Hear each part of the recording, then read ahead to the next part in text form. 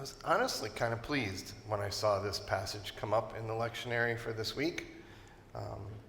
Do you ever have any passages that when you, let's see, we have a sort of a stable of pastors who preach on a rotating basis. Are there some that I'm not going to ask you what they are right now, but you have some that you kind of like to see come up? Yeah.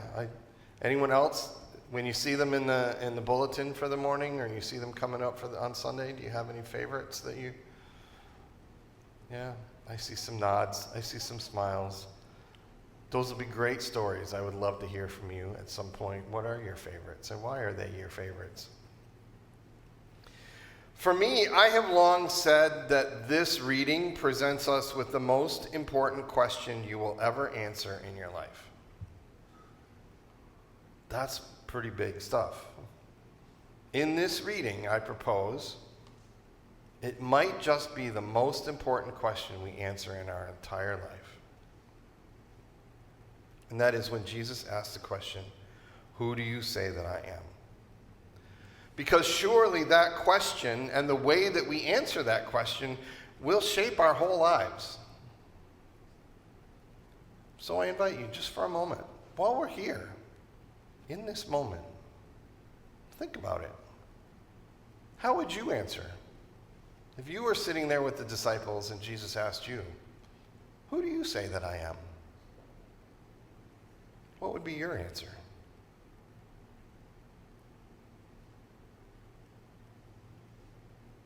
And, as I think about this, I think probably we could all, maybe many of us at least, answer with a catechism answer that you could probably recite. But I'm thinking more like, what's your personal? Who do you say that Jesus is? What does your personal experience tell you who Jesus is? In your own words, not somebody else, not a creed, not a catechism answer, just really truly in your own personal. Have you ever done that? Have you ever sat down and thought through that? Of course, in my position, I have many times. And maybe that's a good thing. Because I think that my answer would probably change over the years. As I sat in morning Bible class over the years in a Lutheran elementary school, I would probably say something like, "Oh, he's the hero of a great big story," like a cross between Mr. Rogers and Robin Hood, who shows us how to live our best selves and saves us from our worst selves. I was in a Lutheran elementary school, right? So that's some good Lutheran two-man theology, right? The old man and the new man right there. And then in my teens, in my early 20s, there was this thing that swept over the country and called the Satanic Panic. And suddenly, that Jesus, who was a hero like Mr. Rogers and Robin Hood rolled up into one, suddenly became an adversary to me.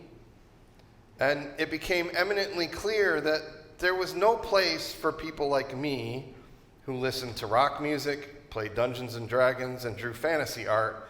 They made it pretty clear that they wanted nothing to do with people like me, and so I wanted nothing to do with them either. Thank you very much. And that continued on for quite a while. Actually, I served in the U.S. Army in the first Persian Gulf War. And I had gone so far in my rejection of the Christian faith that I actually drove my Humvee in the dark of night straight through a minefield, wearing dog tags that said no religious preference. Now, in that moment, Jesus was an entirely different thing to me, a thing not at all. But thankfully, I was something to Jesus, because by the grace of God, I survived that moment, which I should not have. And thankfully, the story doesn't end there, as you can tell. I think it developed for Peter, too. And Peter's confession here about Jesus seems to be anticipatory. Jesus really hasn't done anything messianic yet. Not the way that the early Hebrews perceived what a Messiah was. And so the people around him were working these things out as they were going along. They had expectations about what a Messiah was, but those ideas maybe weren't solidified yet. And so maybe along with who is Jesus to you, maybe we actually have to answer the question, what is a Messiah? What does it mean to be a Messiah? Because certainly even the Christian church today can't agree on what that means. We have some pretty big divisions on that question. And as I'm bringing the church into it, I also think that this is a great moment to point out that in this passage in the Greek, so I really love diving through the Greek, because this is the passage where the word ecclesia comes from, which is the word that we've developed into church. But in the Greek, there wasn't a church at the time. And we think of this, it's just a foregone conclusion. For 2 millennia, we've had this. But ecclesia was just a gathering. So if we didn't have this building, and we didn't have this set time, or this order of worship, this group of people could still gather together, and we would still be the ecclesia, the gathering of believers. And so in this, maybe it's not just an individual thing, but as Jesus is asking this question, my theology professor, systematic theology professor, was from Arkansas, and he said, you Yankees miss out on a lot because you don't have the word y'all, or all y'all, in your lexicon. And so I think maybe in this moment, because Jesus addresses the ecclesia, the gathering of believers, it might not just be that Jesus is asking Peter, who do you say that I am? Remember, he's asked the disciples, who do you say that I am? So Jesus might actually be asking, who do you all say that I am? And maybe we have to come to that answer as a group, in addition to individuals. And so there is, I think, an answer at St. John's United Church of Christ in this era that we would answer, who do you say that Jesus is? As a group. And that's presented by our behaviors and our words out into the world. Maybe it's a question we can't even answer ourselves. Maybe it's a question our neighbors have to answer. And so we can ask the question from people's experience with Jesus. And I wonder, what was Peter's experience that had revealed to him that Jesus was the Messiah? What had he seen? What had Jesus said that prompted him? What were Peter's own experiences that prompted him to call Jesus the Messiah? And so then I ask you, what have you seen of Jesus in your life? What have you experienced? What have we as a community, as a church, within a broader community, experienced and seen of Jesus that would play into our testimony, if you will, of who Jesus is? And so that's where this passage took an interesting turn. And I love that the Bible is such a living text, and I've been doing this for over 2 decades now, and still, whenever I come back to Scripture and just dive into it, because of the different people that I'm with, or the different setting that I'm in, or the different age that I'm reading it in, I can tell you, I went back and I was going to go grab the last time that I preached on this passage, and I was going to pull some details from there, and I sat down and I read what I wrote then, and I'm like, well, that's not my answer now.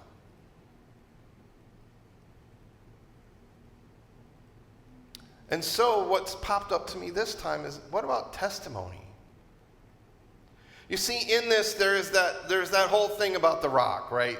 Jesus says, on this rock I will build my church. And the church has been really divided over that. I know some of you are from Roman Catholic background. And in the Roman Catholic Church, it is Peter himself, isn't it? And Peter himself is the first pope. Although he's quite an interesting pope if you look at his history. And as well, he is married because he has a mother-in-law, so I don't know where they went down that path. And then also, there's this idea that he never was the bishop, if you will, of Jerusalem. That was James. So that's an interesting choice, an interesting development, but we've got like one of the largest denominations in history is established on that idea that Peter was the rock. If you're Protestant, you probably would say that the rock that the church is being built on is the confession itself. The words that Peter said, that Jesus is the Messiah, the Son of God. And so that's what we build the ecclesia on. That's what we build the church on. Some commentators and theologians in dialogue and discussion this week came up and the question was posed, well, what if it's just the act of testimony?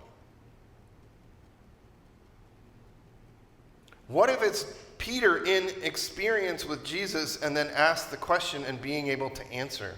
What if what the rock that Jesus builds this on is not the words or a person, but the act of witnessing who Jesus is? I mean, in Acts 1:8, it says, "You will be my witnesses." The early church were called, from the very early days of the church, were called to be witnesses. The act of confessing or testimony is compelling and takes some of the weight off the interpretations that lean on Peter and look at the whole testimony of who Peter is as a human being. I mean, just a week ago, we talked about Peter both walking on the water and sinking beneath the waves.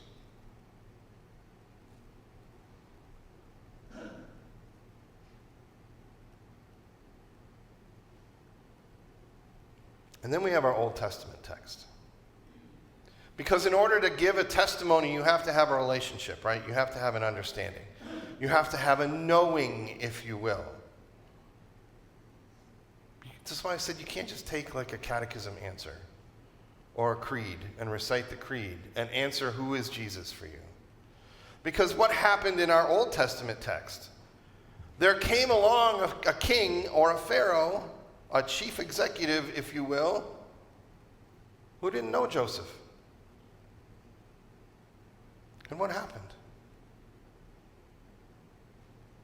He didn't know Joseph, so he didn't know the story about this man that came and brought wisdom to see them through a famine. Not to undermine them, not to threaten them, but to save them.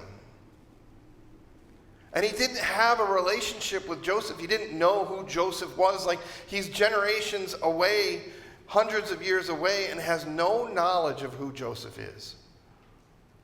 So what does he lean into? The fears and the imaginations of a man in power. The Hebrews hadn't done anything. But Pharaoh, the king, the chief executive, imagined that a group of people were nothing but a threat. He didn't have anything to go on besides his own imagination.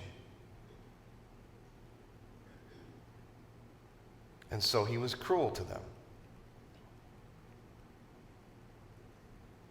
And in that moment, we see a contrast with two women who do know the Hebrew people. They're midwives, and they deliver their babies.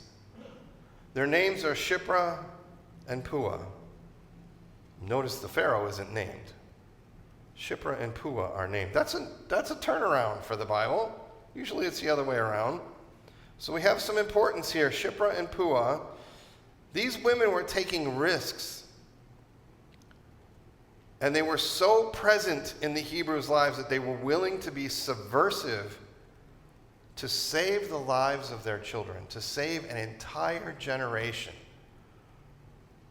Pharaoh was willing to commit genocide against a people in order to prevent them from living out some fear that he had imagined in his mind.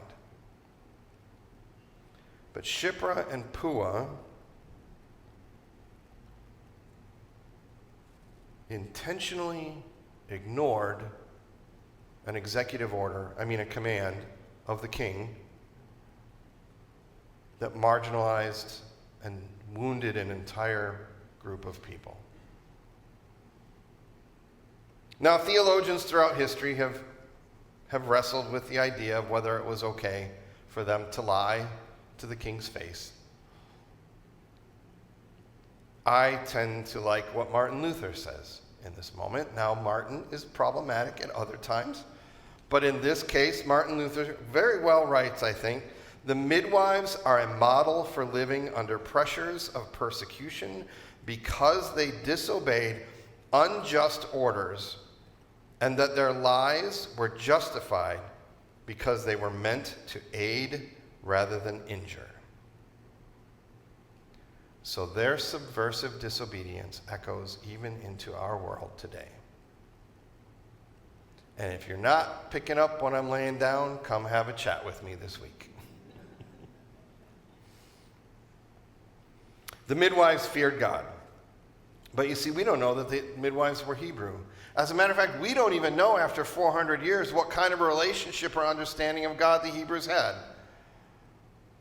As a matter of fact, it says God had all but been forgotten, and Moses had to ask a name of God when going back. And so we have this all tangled up in the identity in order to give testimony and witness to a relationship that you have. You have to know who someone is. Well, I told you my story didn't end in Iraq, in a minefield, with dog tags stamped, no religious preference. And years later, my second child was born.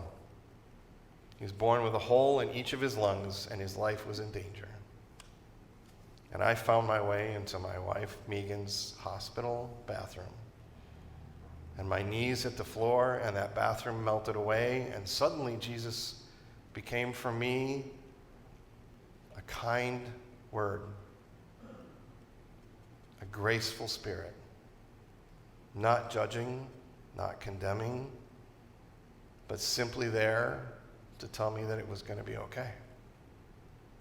And I had a personal Damascus Road moment that called me back to the faith and into the ministry. So for me, in that moment, Jesus was a bright, loving light that was embracing and promising and reassuring. Now I went on to go to school and to study, and I went back to the Lutheran church where I was familiar, and I probably, in all of my studies, going to university and seminary and all the people that I studied with, if you had asked me in that moment who Jesus was, or if Jesus had asked me who he was, I probably would have said something like, "You are the eschatological manifestation of the ground of our being, the kerygma of which we find the ultimate meaning in our interpersonal relationships." And Jesus would have said, "Say what?" But I continued to grow, and I have continued to find Jesus in different ways in different places. And if we had all day to do it, I would happily grab the mic and pass it around the room and say, if the rock is the act of testimony, the act of witnessing, then we should take the time and share who Jesus means to us. So out of respect for those who prepare our food downstairs and take care of our children downstairs, I won't do that because we'd go very long. And I have an F1 race to find out who won. I'm kidding. So I just end by asking you this question again. Who do you say Jesus is? Really, in your own words. What is your experience? What have you heard from Jesus, and what have you experienced with Jesus? And is it powerful enough that you might look a chief executive in the face and say, "I will not obey your executive order. I will not obey a law that harms people and separates families"? Maybe Jesus isn't that to you. Maybe there's a different relationship or definition that you have. But in our readings today, I can't help but overlook the presence of Shiphrah and Puah and the things that are going on in the world around us and the people that I have the joy of pastoring. Because I know what St. John's definition of Jesus is, and I'm grateful for it. All hearts clear? Amen. Namaste.